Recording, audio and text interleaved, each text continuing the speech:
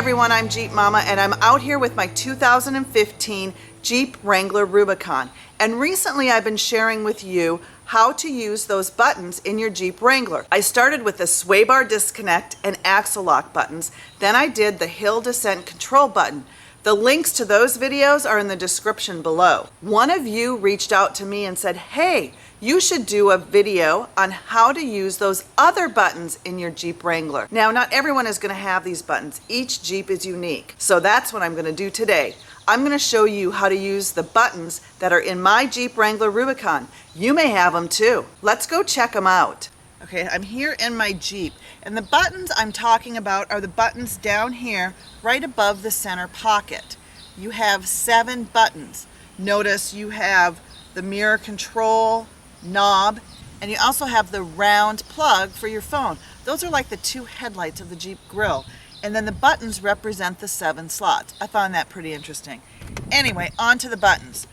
The first button on my panel is in shape of your seats of your Jeep with some little squiggly lines going up, and that represents heat.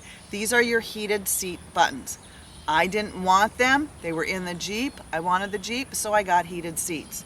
Now, this button on the far left is for the driver. There's another button on the far right, which is for the passenger. Your vehicle needs to be on for this. First, you push it.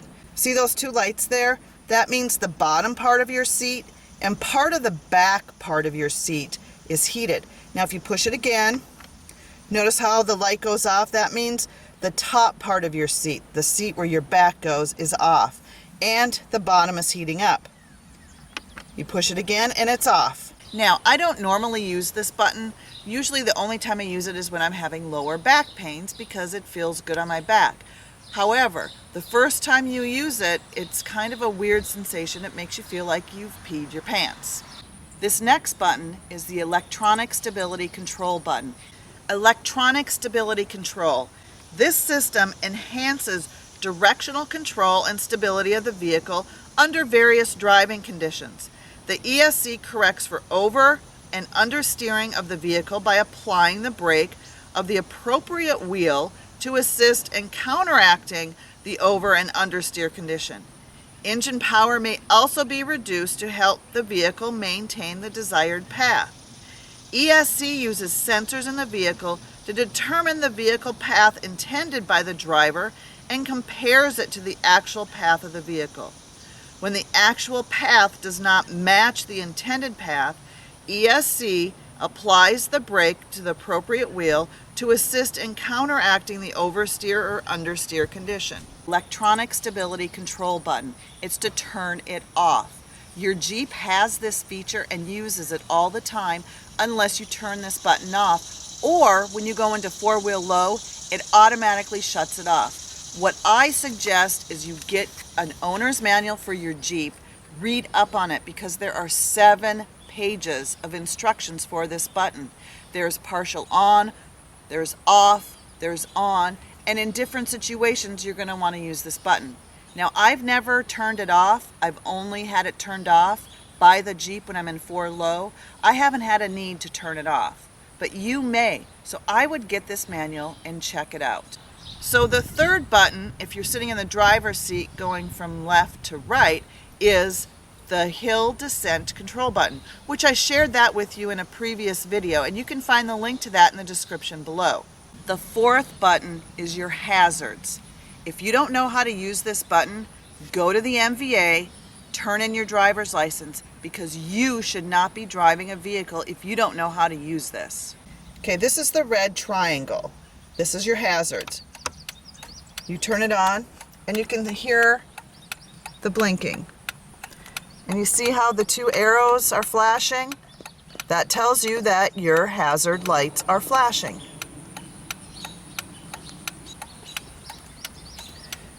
And once again, you turn it off and it goes off.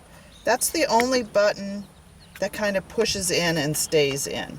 The rest of them have these little raised lines, and that helps you turn them off and on. Now the next button, I'll get to you in just another minute. The 6th button is got a little plug picture on it. This is your AC/DC on-off switch. Now, some of you may have a plug in your Jeep.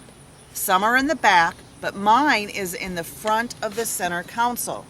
And you just flip open the door and you can plug in your power. You just push the button on and push the button off. However, your Jeep must be running for this to work. See how it's lit up? That means the power's on, power's off. Okay, now on to that one special button that I have in my Jeep. I don't know if anyone else has this button in their Jeep. It doesn't really have a name, but I call it my Super Stealth button.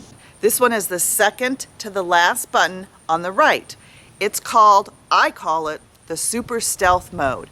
And I'm gonna show you how it works. So hang on, I'm gonna go to my Jeep, push the button, and then you'll see how it works. Here we go. Okay, I'm getting ready to push the button. 3, 2, 1, push.